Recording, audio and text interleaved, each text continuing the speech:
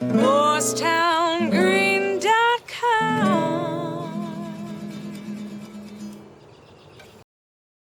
in Montclair.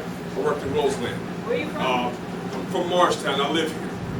So I understand the frustration because I live in the same neighborhood that's been the same things, dealing with the police, probable cause, the things that you're talking about, the things that you need to hear, I've dealt with personally on both sides. There is a system in place that's going to protect you. There's a system in place that when you're looking at the prosecutor's office, you're looking at the criminal complaints, you're dealing with the local department, you're dealing with Superior Court, Supreme Court, Court of Appeals.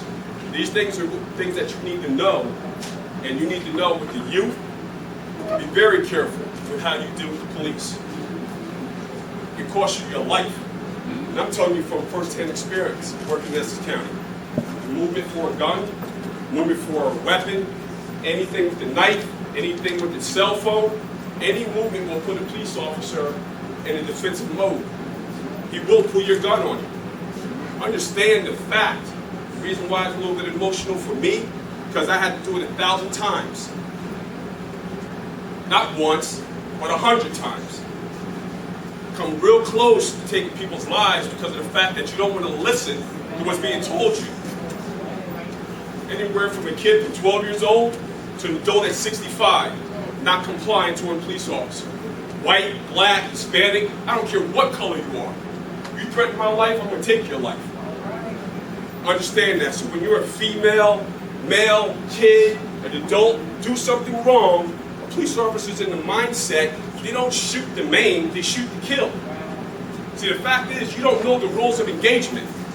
And when you start learning the rules of engagement, you're going to put yourself in a position where you're a lot more respectful to understand that what we do as a cop, police officer, in enforcing the law, you got to see both sides of it. And what you're not being armed with is the information that's going to keep your life and get you home at the end of the day. Yes. What you need to know as a kid is, you may not like everything, I get it. I got a 16-year-old daughter that knows the police in the school. Got a very good relationship with them because they got the mindset and the awareness of what's going on every day out here. That's one. I have a son that's about 13. I'm more fearful for my son than my daughter because he is a black male. Doesn't change anything. The fact is, you just got to be smarter in how you approach the situation.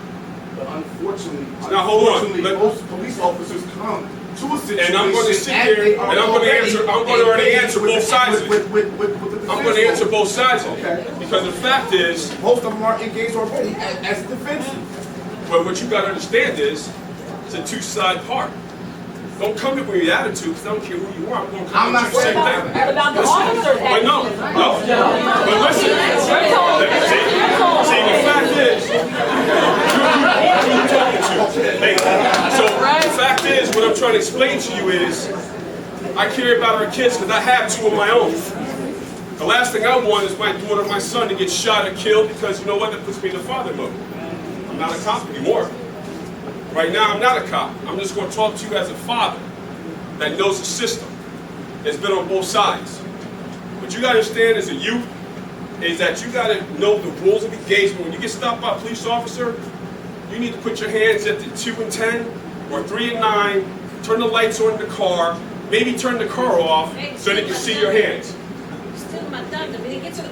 But when we get there, when you're talking about with the youth, the things that you need to know is being safe.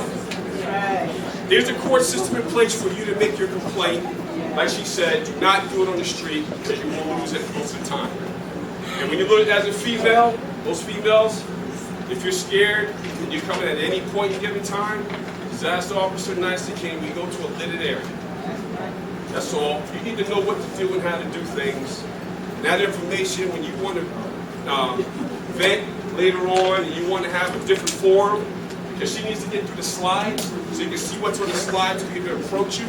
But at the same time, you want specific things to be said and done. And you want to know how to do a community relationship. I plan on working with Mrs. Edwards. I have a card. And then I got my own thing I may be doing later in the future because of the fact is I've seen it from both sides. I've seen the injustice of the DV system against men and against women. How that system can run you down the pipe of a rabbit hole that's never ending.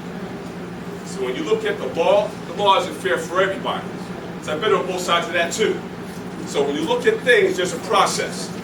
Not to steal anyone's thunder, the fact of the matter is, I've lived through it.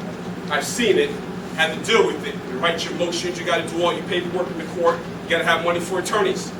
You can't be a street lawyer, but if you know enough, you can defend yourself. That's a pro se defendant.